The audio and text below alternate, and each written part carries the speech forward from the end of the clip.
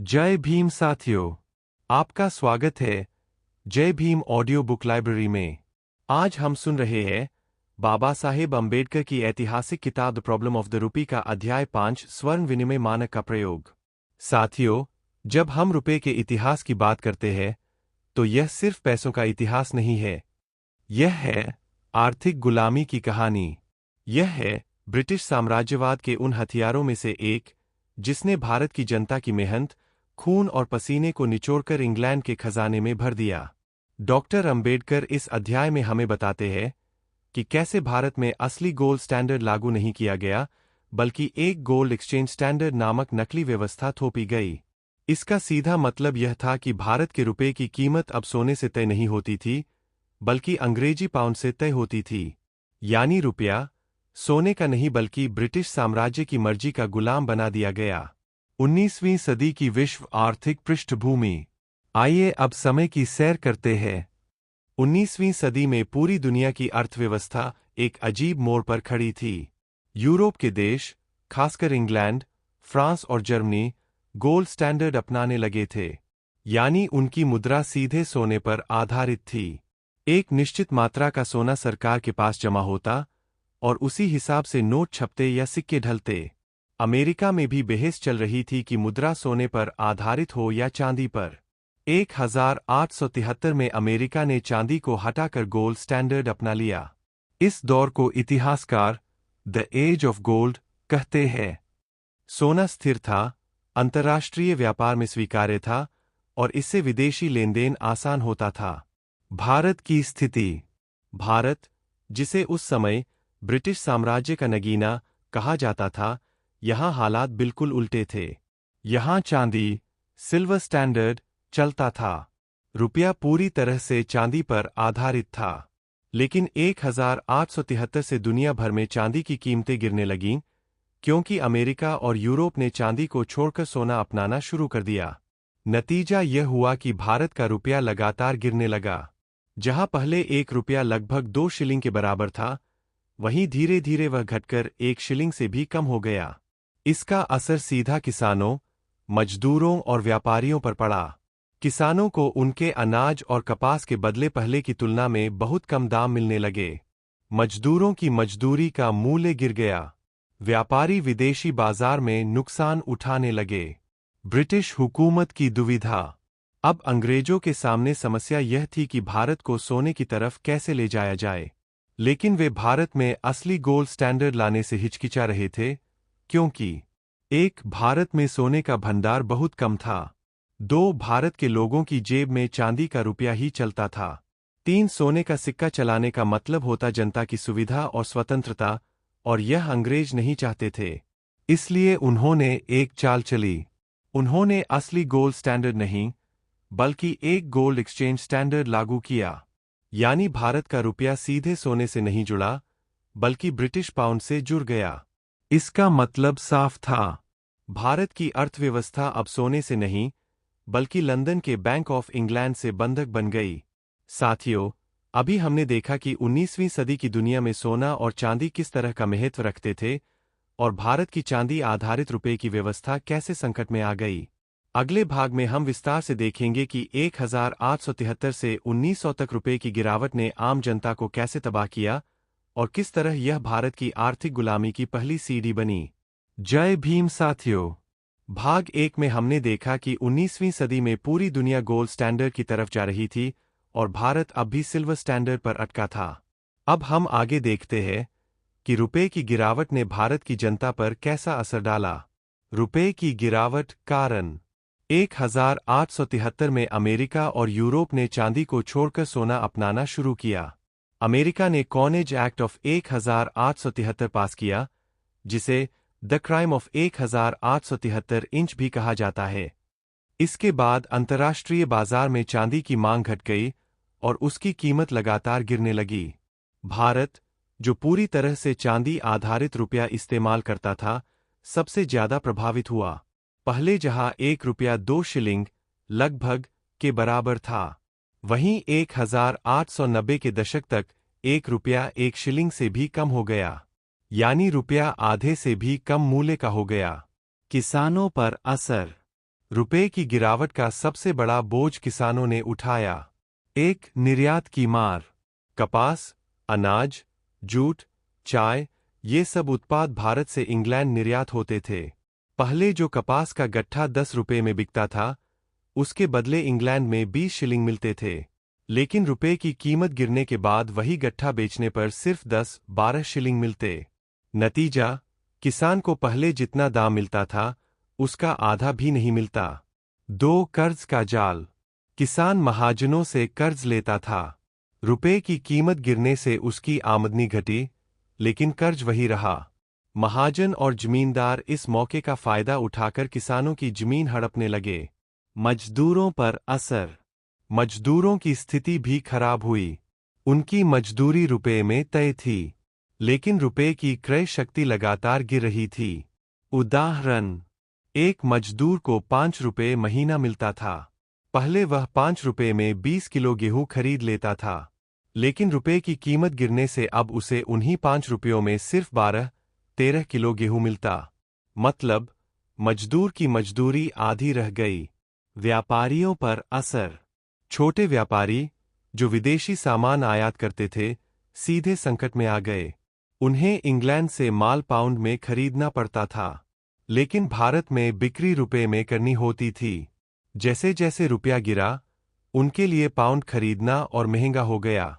उदाहरण, पहले 100 रुपए में 50 पाउंड मिलते थे। रुपए की गिरावट के बाद 100 रुपए में सिर्फ 35 पाउंड मिलने लगे। इससे व्यापारी बुरी तरह घाटे में चले गए। ब्रिटिश सरकार का लाभ। जहां आम जनता पीड़ित थी, वहीं ब्रिटिश सरकार को इस गिरावट से फायदा हुआ। ब्रिटेन को भारत से होम चार्जेस के नाम पर हर साल करोड़ों पाउंड भेजे जाते थे। रुपए की गिरावट का मतलब था कि भारत को उतने ही पाउंड जुटाने के लिए ज्यादा रुपए देने पड़ते, यानी भारतीय जनता पर टैक्स का बोझ बढ़ गया। इस तरह ब्रिटिश सरकार ने रुपए की गिरावट को एक आर्थिक शोषण का हथियार बना लिया। साथियों, इस भाग में हमने देखा कि 1873 से 1900 तक रुपए की गिरावट ने कैसे किसानों, मजदूरों और व्यापारियों की कमर तोड़ दी। यह सिर्फ मुद्रा का संकट नहीं था, यह जनता की रोजमर्रा की जिंदगी पर सीधा हमला था। अब अगले भाग में हम देखेंगे कि अंग्रेजों ने इस संकट का हल निकालने के नाम पर गोल्ड एक्सचेंज स्टैंडर्ड क्यों और कैसे लागू किया। जय भीम साथियों। पिछले भाग में हमने देखा कि रुपए की गिरावट ने भारत के किसान, मजदूर और व्यापारी की हालत दयनीय कर दी थी। इस संकट का बहाना बनाकर अंग्रेजों ने एक नई चाल चली और भारत की अर्थव्यवस्था को हमेशा के लिए अपने शिकंजे में जकड़ दिया। 1893 टकसालों की बंदी। रुपए की कीमत गिरने के बाद अंग्रेजों ने सबसे पहले 1893 में एक बड़ा कदम उठाया। भारत की टकसालें, मिंट्स, जहां चांदी के रुपए ढाले जाते थे, अचानक बंद कर दी गईं। अब कोई भी व्यक्ति अपनी चांदी सरकार को देकर रुपए नहीं बनवा सकता था। इसका मतलब था कि रुपए की आपूर्ति पर अब पूरी तरह से ब्रिटिश सरकार का नियंत्रण हो गया। पहले तक रुपया फ्री मिंटिंग के सिद्धांत पर चलता था, यानी जिसके पास चांदी हो, वह टकसाल में जाकर रुपए बनवा सकता था। लेकिन टकसाल बंद होने के बाद रुपया अब जनता की संपत्ति नहीं, बल्कि सरकार का हथियार बन गया। 파울러 커미티 1898 1893 के कदम के बाद अंग्रेजों ने भारत की मुद्रा व्यवस्था पर एक आयोग बैठाया, फाउलर कमिटी। इस समिति ने 1898 में रिपोर्ट दी और सिफारिश की। 1 रुपये का मूल्य 1 रुपया 1 शिलिंग 4 पैसे तय किया जाए। 2, भारत में सोने का सिक्का चलाने की जरूरत नहीं है। 3, भारत की मुद्रा व्यवस्था ब्रिटिश पाउंड पर आधारित होनी चाहिए, यानी सोने का नाम लेकर व्यवस्था बनाई गई, लेकिन असल में रुपया सीधे स्टर्लिंग, पाउंड से जुड़ गया। 1 रुपया 1 शिलिंग 4 पैसे। फाउलर कमेटी की सिफारिश पर 1899 में एक स्थिर दर तय की गई, 1 रुपया 1 शिलिंग 4 पैसे, यानी 15 पैसे। यह दर कृत्रिम थी। इसे बाजार की असली स्थिति से नहीं, बल्कि ब्रिटिश सरकार की सुविधा के हिसाब से तय किया गया। अब भारत का रुपया पाउंड से स्थायी रूप से जुड़ गया। गोल्ड स्टैंडर्ड या गोल्ड एक्सचेंज स्टैंडर्ड। यहां ध्यान देने की बात है कि भारत में असली गोल्ड स्टैंडर्ड लागू नहीं किया गया। असली गोल्ड स्टैंडर्ड में हर व्यक्ति सोने का सिक्का ले सकता है, या नोट को सोने में बदल सकता है। लेकिन भारत में ऐसा कोई अधिकार जनता को नहीं दिया गया। भारत का रुपया अब सिर्फ गोल्ड एक्सचेंज स्टैंडर्ड पर आधारित था। इसका मतलब रुपया सीधे सोने से नहीं बल्कि पाउंड से जुड़ा था, और पाउंड इंग्लैंड में सोने से जुड़ा हुआ था। यानी भारत का रुपया पाउंड सोना, लेकिन जनता सोना कभी नहीं देख पाती थी। ब्रिटिश सरकार का असली मकसद। ब्रिटिश सरकार ने यह सब क्यों किया? ताकि भारत की पूरी मुद्रा व्यवस्था लंदन के बैंक ऑफ इंग्लैंड के नियंत्रण में रहे, ताकि भारत से हर साल होम चार्जेस और टैक्स आसानी से पाउंड में भेजे जा सकें, ताकि भारत की जनता हमेशा रुपए के जरिए ब्रिटिश पाउंड की गुलामी करे। अंबेडकर ने इसे स्टर्लिंग स्टैंडर्ड कहा था, यानी भारत की मुद्रा पूरी तरह से ब्रिटिश मुद्रा की दासी। साथियों, इस भाग में हमने देखा कि कैसे 1893 में टकसालों को बंद करके और फॉलर कमेटी की सिफारिशों पर चलकर अंग्रेजों ने भारत को गोल्ड एक्सचेंज स्टैंडर्ड में बांध दिया। रुपया अब सोने का नहीं बल्कि पाउंड का गुलाम बन गया। अब अगले भाग में हम समझेंगे कि असली गोल्ड स्टैंडर्ड और भारतीय गोल्ड एक्सचेंज स्टैंडर्ड में क्या फर्क था और अंग्रेजों ने भारत में सोने का सिक्का क्यों नहीं चलाया। भाग 4, असली गोल्ड स्टैंडर्ड बनाम भारतीय गोल्ड एक्सचेंज स्टैंडर्ड। जय भीम साथियों, पिछले भाग में हमने जाना कि फॉलर कमेटी की सिफारिशों के बाद भारत का रुपया 1 शिलिंग 4 पेंस पर स्थिर कर दिया गया और असली सोने की जगह उसे पाउंड से बांध दिया गया। अब आइए देखें कि यह व्यवस्था असली गोल्ड स्टैंडर्ड से कितनी अलग थी। असली गोल्ड स्टैंडर्ड क्या था? एक सोने का सिक्का प्रचलन में। जनता के हाथों में सीधे सोने के सिक्के होते। 1 पाउंड या $1 निश्चित मात्रा का सोना। 2 परिवर्तनीयता कन्वर्टिबिलिटी। कोई भी व्यक्ति अपने कागजी नोट या चांदी के सिक्के को बैंक जाकर सोने में बदल सकता था। यह जनता का अधिकार था। 3 स्थिरता। सोना विश्व स्तर पर स्वीकार्य था। इससे अंतर्राष्ट्रीय व्यापार आसान और स्थिर रहता। उदाहरण, अगर इंग्लैंड में किसी के पास 1 पाउंड का नोट था तो वह बैंक जाकर तुरंत उसे 113 ग्रेन लगभग 7.3 ग्राम सोने में बदल सकता था। भारत का गोल्ड एक्सचेंज स्टैंडर्ड। अब देखते हैं भारत में क्या हुआ। एक सोने का सिक्का जनता से दूर रखा गया। भारत में कभी भी सोने का सिक्का आम जनता को नहीं दिया गया। सोना सिर्फ रिजर्व में रखा गया और जनता को रुपया थमाया गया। 2 सोने में परिवर्तनीयता का अधिकार नहीं। भारत का रुपया सीधे सोने में बदलने योग्य नहीं था। वह केवल ब्रिटिश पाउंड में बदल सकता था और पाउंड इंग्लैंड में जाकर ही सोने में बदल सकता था।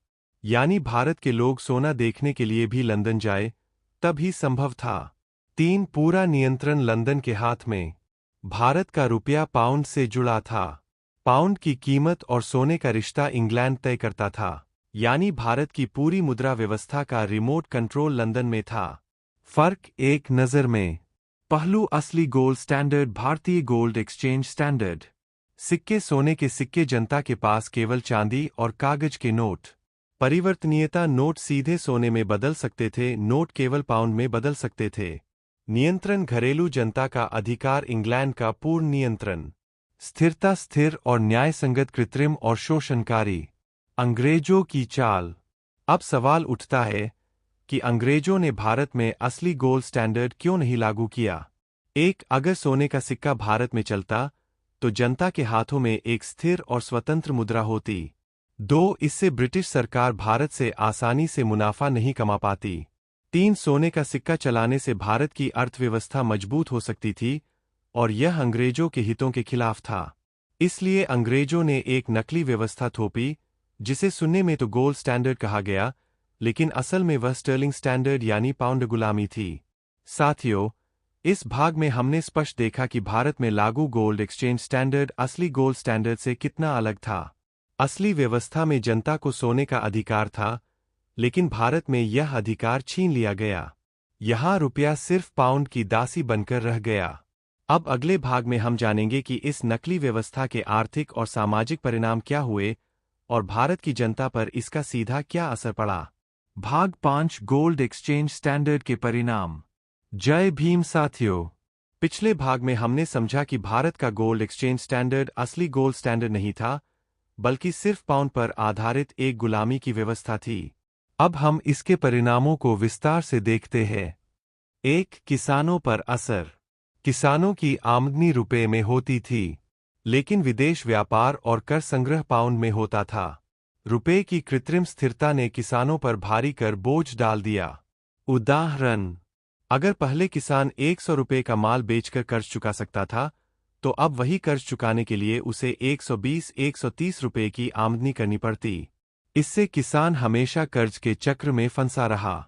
यही कारण था कि 20वीं सदी की शुरुआत में भारत में किसानों के बीच बार बार अकाल और विद्रोह देखने को मिले। 2. मजदूर वर्ग पर असर। मजदूरों की मजदूरी रुपए में तय रहती थी, लेकिन रुपया पाउंड से जुड़ा हुआ था, इसलिए उसकी क्रय शक्ति घटती चली गई। मजदूरों की मजदूरी वस्तुतः आधी रह गई। अंबेडकर ने साफ लिखा है कि मजदूरी स्थिर रही, लेकिन जीवन यापन का खर्च दोगुना हो गया। 3. व्यापारियों और उद्योग पर असर। भारतीय व्यापारी और उद्योगपति ब्रिटिश व्यापारियों से प्रतिस्पर्धा नहीं कर पाए, क्योंकि ब्रिटिश व्यापारी सीधे पाउंड में लेनदेन करते थे, जबकि भारतीय व्यापारी को रुपया पाउंड में बदलना पड़ता था। इस बीच में हर बार एक्सचेंज लॉस होता था। उदाहरण, मान लीजिए एक भारतीय व्यापारी को इंग्लैंड से मशीन खरीदनी है, जिसकी कीमत 100 पाउंड है। पहले उसे 1500 रुपये चाहिए थे। रुपए के कृत्रिम मूल्य निर्धारण के बाद उसे 700-800 रुपये देने पड़ते, यानी व्यापार हमेशा घाटे में। 4. ब्रिटिश सरकार का मुनाफा। इस व्यवस्था से ब्रिटिश सरकार को जबरदस्त फायदा हुआ। भारत से जो होम चार्जेस पाउंड में भेजे जाते थे, उन्हें जुटाने के लिए भारत की जनता से अधिक टैक्स वसूला गया। रुपए की कृत्रिम स्थिरता ने सरकार को हर बार लाभ पहुंचाया। मतलब जनता की गरीबी, सरकार का फायदा। 5. मुद्रा पर जनता का कोई अधिकार नहीं। रुपए की छपाई और ढलाई पूरी तरह सरकार के नियंत्रण में थी। जनता अपनी चांदी लेकर टकसाल में रुपया नहीं बनवा सकती थी। नोट सीधे सोने में बदले नहीं जा सकते थे। यह एक गुलाम मुद्रा थी, जिसका उद्देश्य जनता की सेवा नहीं बल्कि ब्रिटिश साम्राज्य की सेवा करना था। 6. आर्थिक असमानता और गरीबी। इस व्यवस्था का सबसे बड़ा नतीजा था, अमीर, विशेषकर ब्रिटिश व्यापारी और भारतीय जमींदार, और अमीर हुए। गरीब, किसान, मजदूर, छोटे व्यापारी और गरीब होते चले गए। भारत में औद्योगिक क्रांति नहीं आई, बल्कि गरीबी और पिछड़ापन ही स्थायी हो गया। साथियों, इस भाग में हमने देखा कि गोल्ड एक्सचेंज स्टैंडर्ड के नतीजे कितने विनाशकारी थे। किसान कर्ज में डूबे, मजदूरों की मजदूरी बेकार हो गई, व्यापारी घाटे में चले गए, और ब्रिटिश सरकार ने खूब मुनाफा कमाया। अब अगले भाग में हम समझेंगे कि अंबेडकर ने इस पूरी व्यवस्था की क्या आलोचना की और क्यों उन्होंने इसे स्टर्लिंग स्टैंडर्ड यानी पाउंड की गुलामी कहा। भाग 6 अंबेडकर की आलोचना और स्टर्लिंग स्टैंडर्ड की सच्चाई। जय भीम साथियों, पिछले भाग में हमने देखा कि गोल्ड एक्सचेंज स्टैंडर्ड के परिणाम कितने विनाशकारी थे। अब हम अंबेडकर की दृष्टि से इसकी गहरी आलोचना समझेंगे। अंबेडकर की मुख्य आलोचनाएं। 1. यह असली गोल्ड स्टैंडर्ड नहीं था। असली गोल्ड स्टैंडर्ड में जनता को सोने का अधिकार होता है। भारत में जनता को सोना देखने तक का हक नहीं था। रुपया केवल पाउंड से जुड़ा था, और पाउंड सोने से। अंबेडकर ने कहा, भारत में गोल्ड स्टैंडर्ड नाम की कोई चीज नहीं है। यह महज स्टर्लिंग स्टैंडर्ड है। 2. स्टर्लिंग स्टैंडर्ड, पाउंड की दासी मुद्रा। अंबेडकर का मानना था कि यह व्यवस्था भारत को सीधे सोने से नहीं, बल्कि स्टर्लिंग, ब्रिटिश पाउंड, से जोड़ती है। भारत का रुपया दरअसल पाउंड के नीचे दबा हुआ था। अंग्रेजी अर्थव्यवस्था की हलचल सीधे भारत की मुद्रा को प्रभावित करती थी। उदाहरण, अगर लंदन में सोने की कीमत घटती बढ़ती, तो भारत का रुपया भी उसी के हिसाब से हिलता। भारत की अपनी कोई स्वतंत्र मौद्रिक नीति नहीं थी। 3. जनता के अधिकारों की लूट। जनता अपनी चांदी को रुपयों में नहीं बदल सकती थी। रुपया सोने में नहीं बदल सकता था। नोट जनता के लिए केवल कागज का टुकड़ा बन गए थे। अंबेडकर ने कहा कि यह व्यवस्था जनता के अधिकारों की खुली लूट है। 4. ब्रिटिश सरकार का मुनाफा, जनता का नुकसान। अंबेडकर ने दिखाया कि इस प्रणाली से ब्रिटिश सरकार को हर साल करोड़ों रुपए का लाभ होता था। रुपया पाउंड के मुकाबले कृत्रिम रूप से स्थिर रखकर सरकार ने मुनाफे की मशीन बनाई थी। होम चार्जेस का उदाहरण, ब्रिटिश सरकार को हर साल पाउंड में भुगतान करना होता था। इसके लिए भारत की जनता से ज्यादा रुपए वसूले जाते थे, यानी सीधे सीधे जनता की जेब से पैसा निकालकर इंग्लैंड भेजना। 5. अर्थव्यवस्था पर गुलामी का शिकंजा। अंबेडकर ने कहा कि यह व्यवस्था भारत को अपनी स्वतंत्र आर्थिक राह चुनने से रोकती है। भारत हमेशा इंग्लैंड के फैसलों का गुलाम बना रहता है। उनकी दृष्टि में यह राजनीतिक गुलामी से भी खतरनाक थी, क्योंकि यह आर्थिक गुलामी थी। अंबेडकर का निष्कर्ष। डॉक्टर अंबेडकर ने अपने निष्कर्ष में लिखा कि भारत में गोल्ड एक्सचेंज स्टैंडर्ड की बात करना धोखा है। यहां वास्तव में स्टर्लिंग स्टैंडर्ड चल रहा है। इसका उद्देश्य भारत की जनता की भलाई नहीं, बल्कि ब्रिटिश साम्राज्य का मुनाफा है। उन्होंने साफ कहा कि जब तक यह व्यवस्था खत्म नहीं होगी, भारत आर्थिक रूप से कभी आजाद नहीं हो सकता। साथियों, इस भाग में हमने देखा कि डॉ. अंबेडकर ने गोल्ड एक्सचेंज स्टैंडर्ड की नकली प्रकृति को उजागर किया। उन्होंने इसे असली गोल्ड स्टैंडर्ड मानने से इनकार किया, इसे स्टर्लिंग स्टैंडर्ड बताया और दिखाया कि यह भारत की जनता को लूटने और ब्रिटिश सरकार को लाभ पहुंचाने का साधन था। अब अगले भाग में हम जानेंगे कि इस पूरी बहस का भारतीय स्वतंत्रता संग्राम और जनता की चेतना पर क्या असर पड़ा। भाग 7, भारतीय स्वतंत्रता संग्राम पर प्रभाव। जय भीम साथियों, पिछले भाग में हमने समझा कि डॉ. अंबेडकर ने गोल्ड एक्सचेंज स्टैंडर्ड को क्यों स्टर्लिंग स्टैंडर्ड कहा और कैसे इसे जनता के अधिकारों की लूट बताया। अब आइए देखें कि इस नकली व्यवस्था ने भारत के स्वतंत्रता आंदोलन और जनजागरण को किस तरह प्रभावित किया। 1. किसानों में असंतोष। जबरन टैक्स और कर्ज के बोझ ने किसानों को बार बार विद्रोह करने पर मजबूर किया। 1917 से 1920 के बीच में गुजरात का खेड़ा आंदोलन और उत्तर भारत में किसान सभाओं का उभार इसी आर्थिक गुलामी का परिणाम था। रुपया पाउंड से जुड़ने के कारण किसानों की आमदनी घटती रही, लेकिन टैक्स वही या और ज्यादा बढ़ते गए। किसानों ने महसूस किया कि असली दुश्मन सिर्फ जमींदार नहीं, बल्कि पूरी मुद्रा व्यवस्था है। 2. मजदूर आंदोलनों की नींव। मजदूरों की मजदूरी स्थिर रही, लेकिन महंगाई लगातार बढ़ती गई। 1920 के दशक में कपड़ा मिलों और रेलवे में बड़े पैमाने पर मजदूर हड़तालें हुईं। इन हड़तालों की पृष्ठभूमि भी यही आर्थिक गुलामी थी। अंबेडकर ने बाद में मजदूर वर्ग को संगठित करने में इस आर्थिक अन्याय को ही सबसे बड़ा मुद्दा बनाया। 3. बुद्धिजीवियों और नेताओं में बहस। कांग्रेस के नेता मुख्य रूप से राजनीतिक स्वतंत्रता की बात कर रहे थे, लेकिन अंबेडकर ने दिखाया कि सिर्फ राजनीतिक स्वतंत्रता बेकार है जब तक आर्थिक गुलामी खत्म न हो।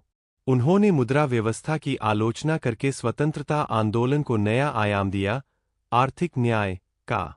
इसीलिए अंबेडकर ने कहा, राजनीतिक लोकतंत्र टिक नहीं सकता जब तक उसे सामाजिक और आर्थिक लोकतंत्र का आधार न मिले। 4. आर्थिक शोषण का राष्ट्रीय मुद्दा। रुपए और पाउंड की यह गुलामी धीरे धीरे पूरे देश में चर्चा का विषय बनी।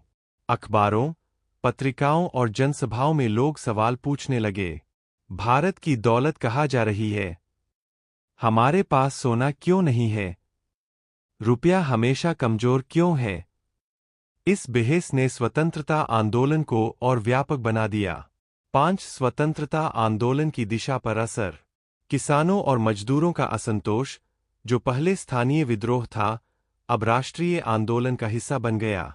अंबेडकर ने इसे शोषण का वैज्ञानिक आधार बताकर मजदूरों और वंचित वर्गों को संगठित किया।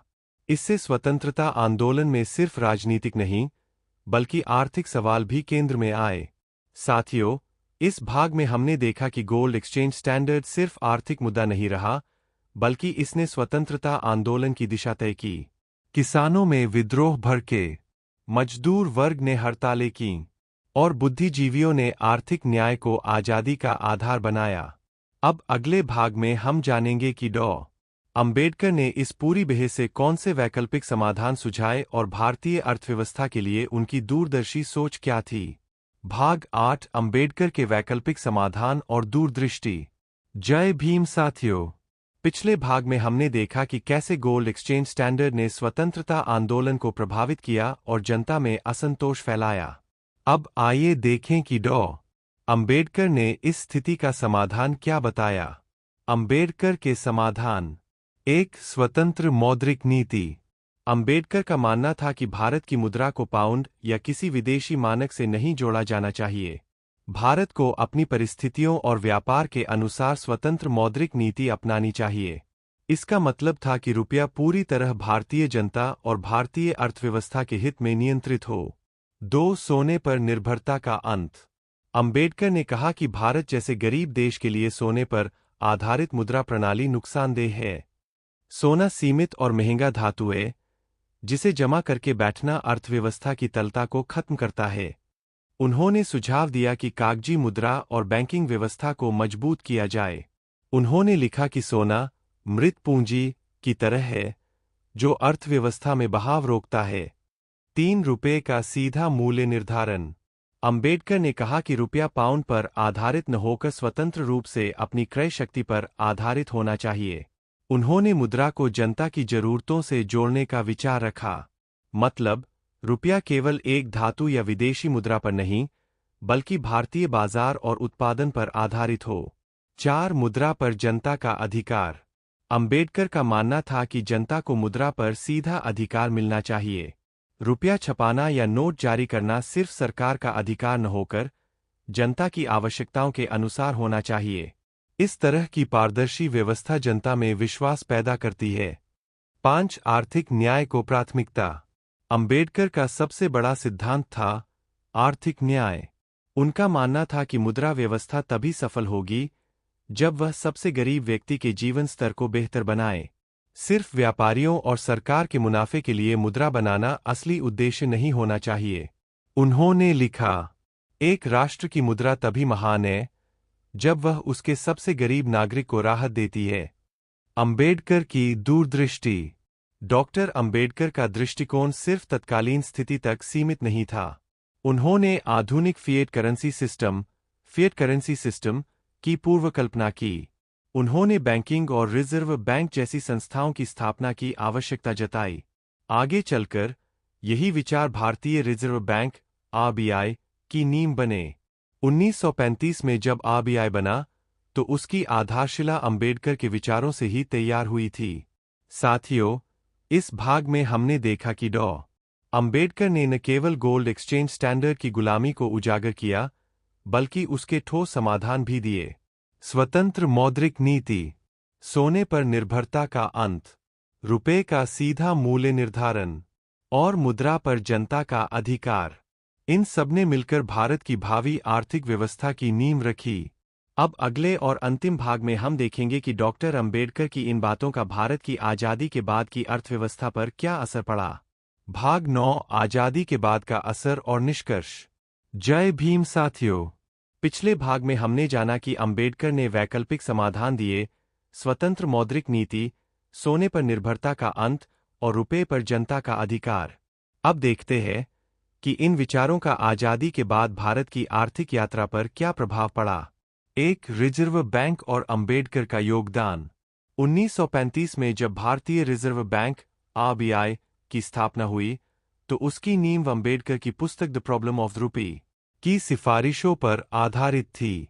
आरबीआई का मुख्य उद्देश्य यही था कि मुद्रा को स्थिर और जनता की आवश्यकताओं के अनुरूप बनाया जाए। अंबेडकर ने पहले ही कहा था कि मुद्रा को सोने से नहीं, बल्कि उत्पादन और व्यापार से जोड़ना चाहिए। यही आरबीआई की नीति बनी। 2. सोने पर निर्भरता का अंत। स्वतंत्र भारत ने धीरे धीरे गोल्ड स्टैंडर्ड को पूरी तरह छोड़ दिया। 1950 के बाद भारत ने अपनी मुद्रा को पाउंड या डॉलर से सीधे न जोड़कर स्वतंत्र रूप से नियंत्रित करना शुरू किया। यह अंबेडकर के विचारों की सीधी झलक थी। महंगाई और आर्थिक चुनौतियां। आज़ादी के बाद भी महंगाई, विदेशी कर्ज और रुपये का मूल्य बार बार संकट में पड़ा। लेकिन हर बार नीति निर्माताओं ने अंबेडकर की तरह यही कोशिश की कि जनता पर सबसे कम बोझ पड़े और मुद्रा स्थिर रहे। हालांकि सरकारें हमेशा सफल नहीं रहीं, पर अंबेडकर का सिद्धांत आर्थिक न्याय को प्राथमिकता लगातार मार्गदर्शन देता रहा। 4. अंबेडकर की दूरदर्शिता। अंबेडकर ने कहा था कि मुद्रा पर जनता का अधिकार होना चाहिए। आज डिजिटल पेमेंट, जनधन खाते और डायरेक्ट बेनिफिट ट्रांसफर (डीबीटी) जैसी योजनाएं उसी सोच का आधुनिक रूप है। उन्होंने भविष्यवाणी की थी कि सोने जैसी धातु पर आधारित मुद्रा व्यवस्था लंबे समय तक टिक नहीं सकती, और सचमुच पूरी दुनिया ने 20वीं सदी में गोल्ड स्टैंडर्ड छोड़ दिया। 5 निष्कर्ष। जनता की भलाई ही असली अर्थनीति। डॉक्टर अंबेडकर ने गोल्ड एक्सचेंज स्टैंडर्ड की सच्चाई उजागर कर यह दिखाया कि आर्थिक व्यवस्था सिर्फ तकनीकी नहीं, बल्कि राजनीतिक और सामाजिक प्रश्न भी है। उनकी सोच ने यह स्पष्ट कर दिया कि जब तक गरीब, किसान और मजदूर को राहत न मिले, तब तक कोई भी मौद्रिक नीति सफल नहीं हो सकती। उनका संदेश था, मुद्रा का असली उद्देश्य जनता की भलाई है, न कि साम्राज्य या व्यापारियों का मुनाफा। साथियों, इस अध्याय में हमने कदम दर कदम देखा गोल्ड एक्सचेंज स्टैंडर्ड की नकली प्रकृति, जनता पर उसके विनाशकारी प्रभाव, स्वतंत्रता आंदोलन में उसका योगदान और अंबेडकर के वैकल्पिक समाधान। आजादी के बाद भारत की आर्थिक नीतियों में अंबेडकर की यह दूरदृष्टि साफ झलकती है। उनकी यह शिक्षा आज भी हमारे लिए मार्गदर्शक है कि असली आजादी तभी है जब आर्थिक आजादी भी हो। जय भीम। यहीं समाप्त होता है अध्याय 5 स्वर्ण विनिमय मानक का प्रयोग। प्रिय श्रोताओं, रुपए की समस्या, इसका उद्गम और समाधान के भाग 5 को सुनने के लिए आपका बहुत बहुत धन्यवाद। हम आशा करते हैं कि यह सामग्री आपके लिए ज्ञानवर्धक और प्रेरणादायक रही होगी। अगर आपको यह पसंद आया तो कृपया हमारे YouTube चैनल जय भीम ऑडियो बुक लाइब्रेरी को लाइक, कमेंट, शेयर और सब्सक्राइब करें। आपके समर्थन से हम और अधिक मूल्यवान सामग्री आपके लिए ला सकते हैं। घंटी आइकन दबाना न भूलें ताकि आपको हमारे नए वीडियो की सूचना तुरंत मिले। जय भीम।